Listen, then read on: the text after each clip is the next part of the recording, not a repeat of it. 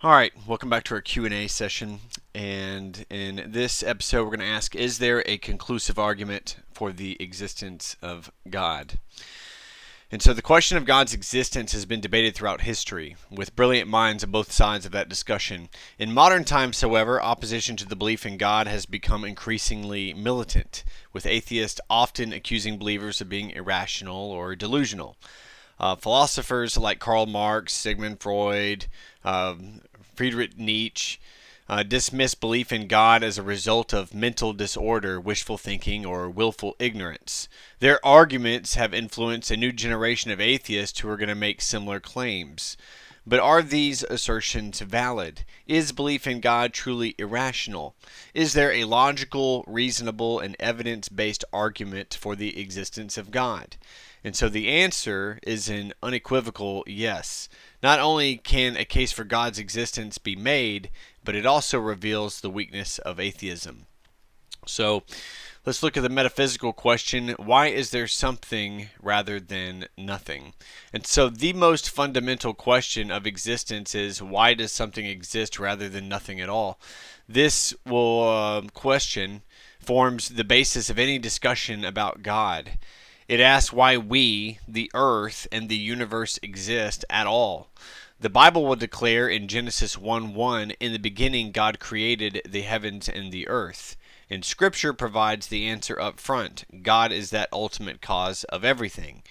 And so to explore this question philosophically, we're going to consider four possibilities. Reality is an illusion. Reality is self-created. Reality is self-existent or eternal. And reality was created by something self-existent. So eliminating illusion and self-creation, the idea that reality is an illusion has been the central tenet of some Eastern religions. However, this notion was debunked centuries ago by philosopher René Descartes, who famously said, "I think, therefore I am." And Proverbs 23 verses 7 will align with that reasoning, stating, "For as he thinks in his heart, so is he." So illusions require a perceiver, and the act of doubting one's existence will only prove it further. And so the idea of reality being self-created is also logically impossible. Something cannot create itself because it would need to exist before it existed, which is a contradiction. Colossians 1 verse 16 and 17 will say, "For by him all things were created that are in heaven and that are on earth, visible and invisible, whether thrones or dominions or principalities or powers. All things were created through him and for him. And he is before all things, and in him all things consist." And so the choice is the eternal universe or eternal creator. And so we're left with two possibilities. Either the universe is eternal, of which thermodynamics has something to say about, or it was created by an eternal being. And the 18th century theologian Jonathan Edwards summarized the reasoning succinctly when he said, "Something exists, nothing cannot produce something, therefore a necessary and eternal something does exist." Atheists must argue for an eternal universe if they reject an eternal creator.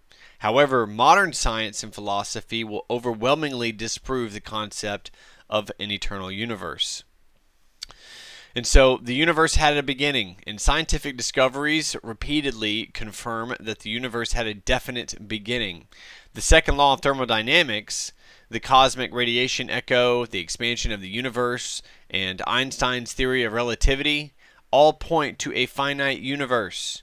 In Psalm 90, verse 2 will state, "Before the mountains were brought forth, or ever you had formed the earth and the world, even from everlasting to everlasting, you are God." So science aligns with Scripture in affirming a beginning. And so the principle of causation, an effect must resemble its cause. The impersonal, purposeless, amoral cannot create beings filled with personality, purpose, and morality. Genesis 1:27 teaches, "So God created man in his own image. In the image of God, he created him. Male and female, he created them." And so this biblical truth underscores the principle that mind precedes matter. Philosopher J.S. Mill noted, "It is self-evident that only mind can create mind." This aligns with John 1, verses 1 through 3. "In the beginning was the Word, and the Word was with God, and the Word was God. He was in the beginning with God. All things were made through him, and without him nothing was made that was made." And so our characteristics of the Creator, if we accept this, that there is this eternal Creator that exists, what can we deduce about him? And so by examining creation, we can infer the following attributes. He is supernatural. God exists outside of time and space in Genesis 1:1. He's powerful. God created everything from nothing, Jeremiah 32:17. He's eternal. God has no beginning or end, Psalm 90, verse 2. He's omnipresent. God transcends space in Psalm 139.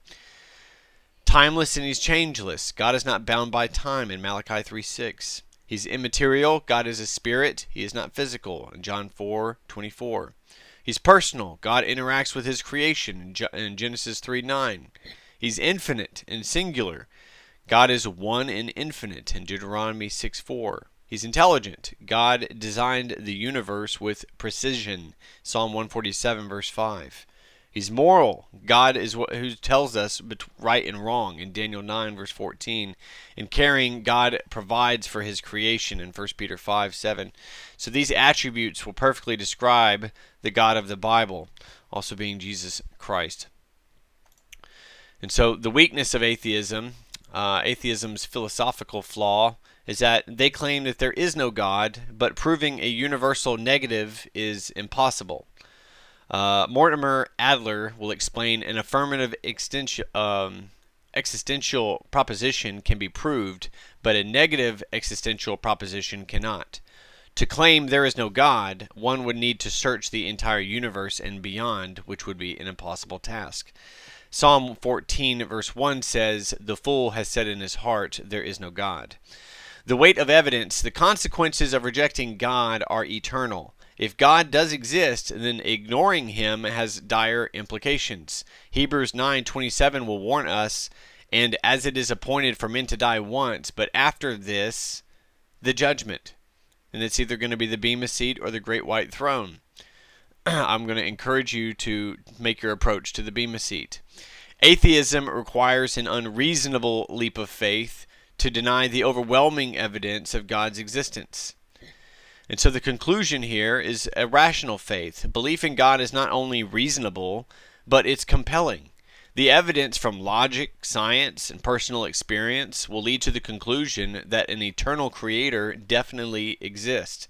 Romans 1:20 will state, "For since the creation of the world, his invisible attributes are clearly seen, being understood by the things that are made, even his eternal power and Godhead, so that they are without excuse." This Creator invites us into a relationship with him through Jesus Christ. John 1, verse 12 and 13 says, "But as many as received him, to them he gave the right to become the children of God, to those who believe in his name, to those who were born not of blood, nor of the will of the flesh, nor of the will of man, but of God." So God exists, and through his word, we can get to know him. You can find more study material at taylorbiblestudy.com.